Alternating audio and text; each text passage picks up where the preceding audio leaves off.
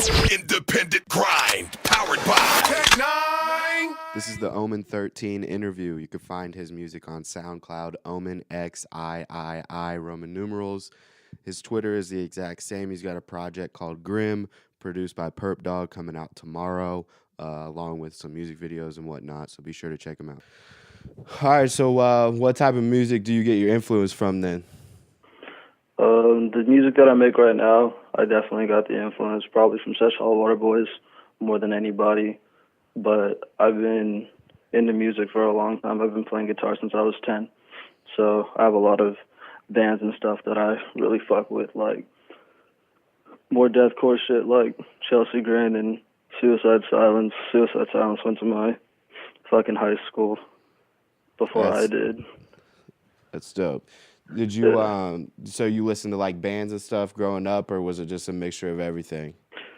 I listened to a little bit of everything growing up, I guess, but like basically when I was really young, I had a phase where I listened to a lot of rap because of my older sister, and then eventually I got into like rock music and shit like that. So I listened to rock the majority of my life, honestly. I've seen a few videos of you perform. Do you always have a band on set, or is that just when it comes? I don't always have a band. It just depends. The guy on drums is my homie Josh, and I've met a couple guitar players and shit like that. I really like bringing that aspect to the rap culture, telethon, and everybody enjoys it. If you could perform with the band at all times, would you? I probably would. I used to be in a band. I was in a band for four or 5 years. That was what I did before this. When I was 14, did that for like 4 or 5 years, and then I just kind of stopped. Like, I wanted to stop relying on other people and shit, so I transferred over to something that's a little bit more independent, I guess. Right. We talked to a guy kind of in a similar situation, Wiccaface, Springs Eternal. I don't know if you know him. Yeah, Wiccaface from Tiger's Jaw, yeah. Yeah, like he when we interviewed him, he kind of said the same thing. He was like, dude, I got into rap music so I didn't have to carry around my equipment, and like all I wanted to do was just sing and be on vocals. So it was just a lot easier to go that route. But speaking on that, and kind of like you, such Hollow Waterboys, like Ghostman, Poya, a lot of these guys, I know it's like rap. Ghostman. Did you? Yeah, I lived with Ghostman last year. That's dope. We spoke with him as well, and like just this whole genre coming out, whether you want to call it genre, whether you want to put a label on it, whatever. It's like, how do you feel when somebody calls your music rap? Like, do you fully see it as rap? Like, how do you see your music?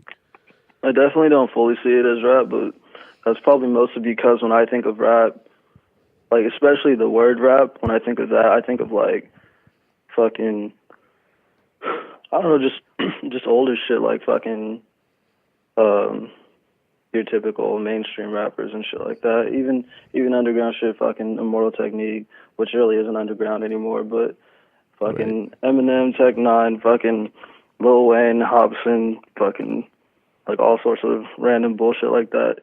That's kind of like more what rap is to me, like this new modern thing I guess you got coming out.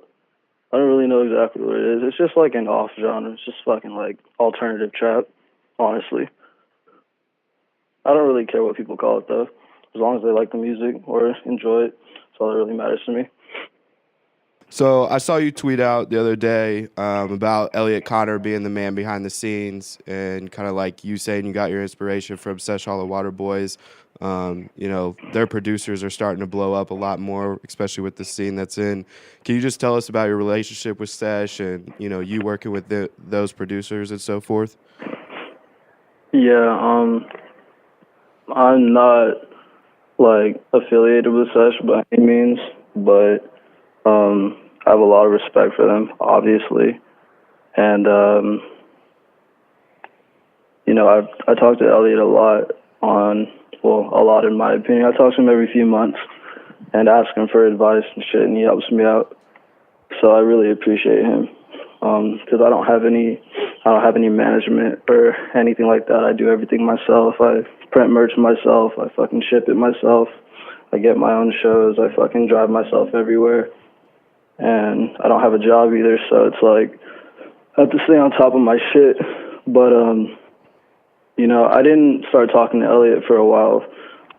I got into Sesh obviously from Bones, but after I got into it and started looking into it, the first couple people that I actually fucked with from Sesh were Drip133 and Drew the Architect.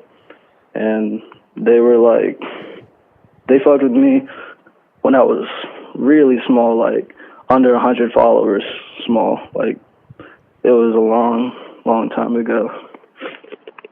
They're really fucking cool guys, though. I mean, I have respect for just about everybody in Sesh. I'm not everybody's friend in Sesh, but I know a few of them, and we talk on a decently regular basis. On top of that, Bones has shown me love a couple times and privately spoken to me a couple of times, and his support is really fucking cool, I guess, as an old fan and fucking also just a musician in the same field. What's the process on like you making your own beats or you outsourcing your beats? You know, how does that all work? Yeah, I make my own beats. I could make like all my own beats if I really wanted to, but I get bored doing that. Like one of my favorite parts of music is like working with other people. That's why like I like being in a band when I was in a band. Like when you have your own ideas that were in your head and then you get somebody else's ideas from their head and put them together, it's just like other people's ideas or things you would have like never thought of is how I think about it. And I have a lot of appreciation for that. But making my own beats is definitely fun every here and there. Are you looking something for like specific in your beats, or are you just out there doing whatever? I just make whatever. I mean, like, it depends, because I sample shit, so if I'm sampling something, it's just like I'm vibing with it. But I also write original shit, too.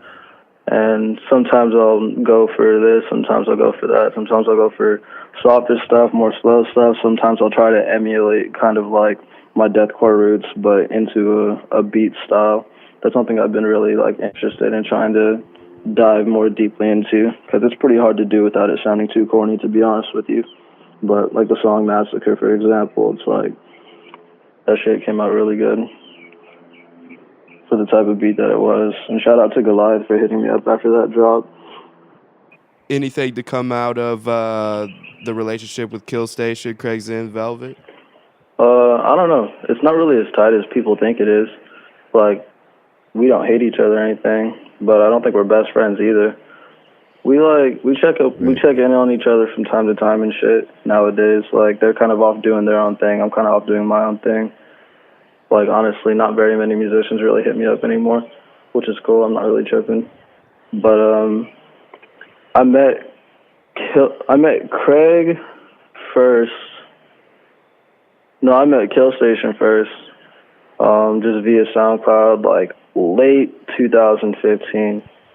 And I met Craig the same year, just a little bit after. And for whatever reason, we were all fucking with each other just because we were kind of all at the same point at that time. And we made a lot of pretty cool music together. Miss those guys. As far as the future, what should we look forward to? As far as the future, what am I looking forward to? I'm looking forward to success, I guess. I mean, there's nothing really else to look forward to. As far as music, what? shows? Music and shows. Yeah, I want to do more shows. I mean, I'm pretty, like, I spend a lot of time in the house and shit. I want to get out there and do more shows. Shows, fucking always working on new music. I'm working on another album after that at the same time, and I'm working on a small tape. So, I mean, I'm always fucking busy. I got videos, like, lined up. I got shit that I'm editing still. Like, I edit my own videos sometimes. And I also work with, obviously, my visual guy, Blanco. He really helps me out, and Devianson helps me out a lot, too. But, I mean, I'm just going to keep doing what I'm doing because for whatever reason, it's working. I'm honestly pretty much doing just about a little bit of everything. So it's just exciting to see, the fans, like, notice the progress and they're enjoying it and shit, too. And just a lot of good vibes, positive energy, honestly. Just want to keep this shit up. This is the genius, Chris Calico. Cali, baby. Letting you know you're tuned into Tech Nine's independent grind on Dash Radio.